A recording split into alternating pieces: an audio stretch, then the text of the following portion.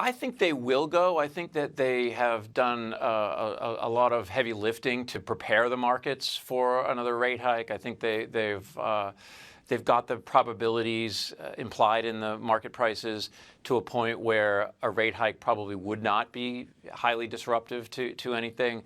I think the nuance this year, so we had a rate hike last year that didn't go so well, and I think the nuance this year is in how that rate hike is packaged. Last year it was packaged as, we're doing this one in December, and we're probably going to do 3 or 4 more in the course of 2016. And investors thought that was crazy because the economic conditions didn't support that at all. And the inflection point, remember, in February when markets started to perform well, was when the Fed backed away from that expectation.